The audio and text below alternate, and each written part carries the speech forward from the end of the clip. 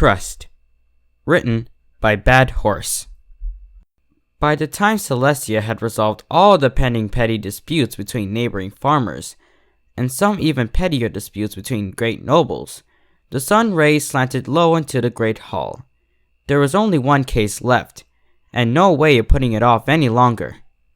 Celestia sighed. "Bring her in," she called. The guest, or prisoner, was escorted down the red and gold carpet, one very serious-looking guard on each side, eyeing her as if they expected her to bolt for the side door at any moment.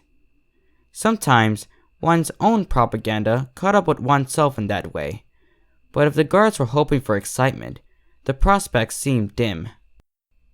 With her head sunk toward the floor, so that her white mane fell over one eye, and looking naked. Half the ponies in the room were naked, but only she seemed self-conscious of it. Without her cape and hat, the bedraggled sky-blue unicorn looked neither great nor powerful. She shuffled to stand on the front of the dais and looking mournfully up, not quite meeting Celestia's eye. "So," Celestia said, "I meet the great and powerful Trixie at last." Trixie blushed and looked down again. "Trixie, we are very cross with you." Celestia only mentioned using the word "we" to indicate that she also spoke for Luna. "Do you understand why?" The magician said, in a small, repentant voice, "Because I'm a selfish and arrogant pony?" Celestia's lip curled into a bitter smile. "Then I should be cross with half of the ponies in this room. No, Trixie. Try again." Trixie risked to look up, and a look of worry crept in her face, which was more convincing than her repentance.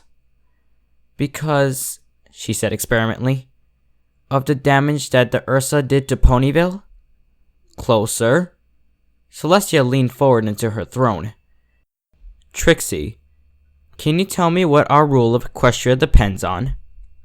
Trixie's legs bent backwards, even as she bowed her head forwards, as if her rear half was thinking about bolting and leaving the front to fend for itself. "Power?" Celestia shook her head.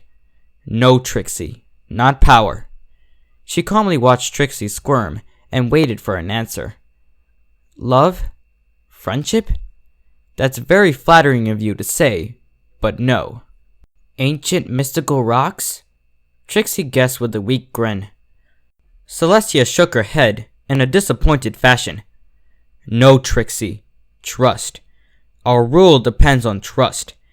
I sit here on a throne in Canterlot and govern counties so far away it takes days for news to travel back and forth. How do I know that ponies in all those far places are acting as they should?" "Trust?" Celestia smiled. "Now you've got it. And most importantly, why do the ponies in those far places obey the commands of a princess most of them had never seen, who might, as far as they know, not exist at all? Why do they not come stomping down into the castle in a mob, make angry demands, or scheme silently against me in distant secret places?" "I'm supposed to say trust, aren't I?" Celestia snorted. "You think it's the guards, the army, and my terrible sharp horn? But it isn't. Trixie, it's trust. Trust makes Equestria go round." She stood off her throne and took one step forward, towering above the much smaller pony at the bottom of the steps, whose knees were beginning to tremble. "And when you lie to ponies, and you pretend to be something that you aren't, it isn't a little thing of no consequence, Trixie. It teaches ponies not to trust. That makes an attack of the foundations of Equestria. That makes it a threat to our peace." I didn't mean it like that," Trixie protested. I just wanted ponies to respect me." Celestia let out a disdainful bray. To the shock of every pony, she stomped down to the steps of the dais and stared directly at Trixie's face. Their horns were almost touching. "You wanted respect?" she spat. "You wanted admiration? What a despicable reason to see ponies." The guard standing beside Trixie backed away a few steps. giving up any pretense of guarding Celestia from Trixie, and glanced at each other nervously. Celestia paced slowly around Trixie, from her head to her tail, and back again, never looking at the unicorn mare. Do you understand what could have happened if you gotten away with it? More lies. More lies to cover up those lies. More respect. More unearned trust. More ponies depending on you to do things you can't. Like those foals rushing out to find Ursa because they were so sure you could fight it off. The crowd of onlookers had fallen absolutely silent, staring open-mouthed at their princess.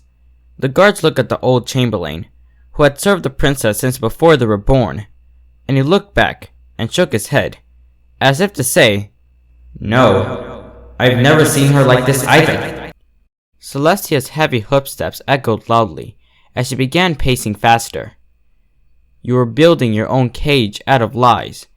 If not for this Ponyville fiasco, it might have gone on for years, building it bigger and stronger, until you couldn't have gotten out of it, even if you wanted to. You don't know how lucky you are that you were caught so soon.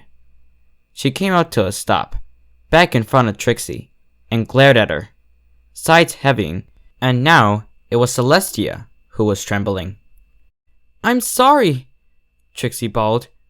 "I'm so sorry. Celestia spun around and looked away. "Escort her from my palace," she said, without looking back. The guards snapped out of their daze and saluted Celestia's hindquarters. They escorted Trixie out, and then the stunned audience gradually trickled out, until only Celestia, still staring into the back corner of the room and breathing heavily, and her guards remained. "Get me shining armor," she called. The captain of the guard galloped in minutes, and drew up before her, blowing his dark blue mane out of his eyes with every breath as he huffed when running. "Your Majesty?" She set off immediately towards the private section of the palace, and fell to her step beside her. "Your shield," she said. "Have you managed to teach Purslane how to cast it?" "He's working on it," the captain replied. "I take it that means no?" "Well," he said apologetically, "with the wedding in a few days." Celestia came in to an abrupt halt, and turned towards the captain. "I apologize for keeping you somewhat in the dark about this. I did not wish to start a panic, but it's high time for some pony to start panicking. Allow me to explain. Are you familiar with vamp ponies?" The captain pursed his lips, and said diplomatically, "I was under the impression that they did not exist." "They do not. They are merely symbolic representations of something too terrible to speak in stories. Imagine, Shining, a being which drained you not of blood, but of love. A being which left you alive, but with no feelings for your fellow pony.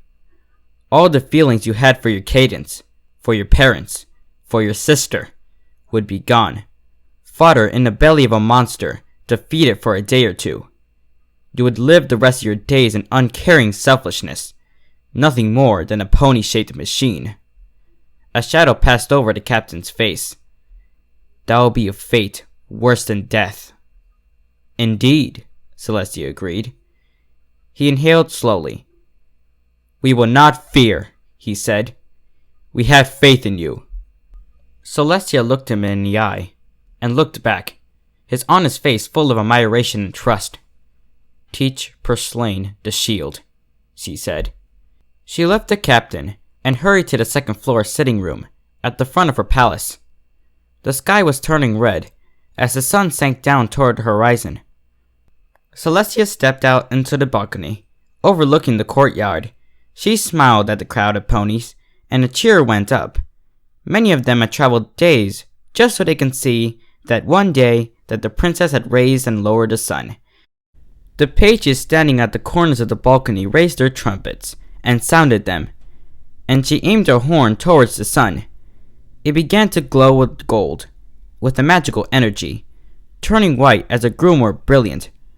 She took a deep breath, screwed up on her face in a look of intense concentration, and once again, She pretended to lower the sun. The end. Greetings, every pony. Snogwritts here. Congratulations for making it to the end of this video. As always, I definitely enjoy reading this fic to all of you. Alrighty then, let's start reviewing this fic. Okay, so here's this. Now the story starts off with the conflict between Trixie and Celestia, which definitely made me interested in reading the story to begin with, so I think the author did a really good job doing that. Figurative speech is always essential in any writing piece, and the author used some, but not enough to make the story really pop out to the reader. Of course, when you're writing, you need to stick to your main genre, and I have been noticing that the last few weeks that writers don't stick to their main genre, and go somewhere other than that, which is exceptional when it comes to a slice of life genre, but in most cases, and especially in this case of this fic, they didn't really label it as slice of life. Therefore, the genre of this fic is dark. My apologies to the author, but I strongly disagree. Darkfics have a certain atmosphere to them, a very grieving one, which of course was shown in this fic, but it wasn't enough to convince me as a reader. In fact, I believe the author actually used the wrong genre. It didn't really feel like a darkfic. The darkfic was actually the only category that this fic was actually surrounded in, so I'm definitely pretty skeptical about that. My suggestion to the author is to use the drama genre instead of dark. Then I'll have a total different interpretation on this, because different genres have different tones. Different tones can definitely affect the plot or something of the matter. So, what about the tone overall? Well, I'm not sure. I felt like it was really poorly represented. But of course, like I mentioned before, it's the author using the wrong genre. Now, if there's one thing that really stands out most in this fic, it's the unnecessary event. Specifically, the shining armor scene. Now, sometimes events in a story are there for a reason that relates to the past or character's experiences, or just basically moves the story on. Now, I can definitely see where the writer was going with this. It's basically showing an example of what Celestia means by trust. I felt like the event was very juxtaposed, and I would suggest the author to use another event so it can trigger relevance to the story and bring it more farther. Overall, this fic was okay, but I think the author can do a lot of edits so it can be the best of its potential and make it to the top page. Alright, let's wrap this video up. So, a quick update on the Code Done vs Ponyville prologue. It will be releasing on April 30th on a Saturday. Now, I originally planned to actually release it next week, but in such short notice, I have to go to a family visit.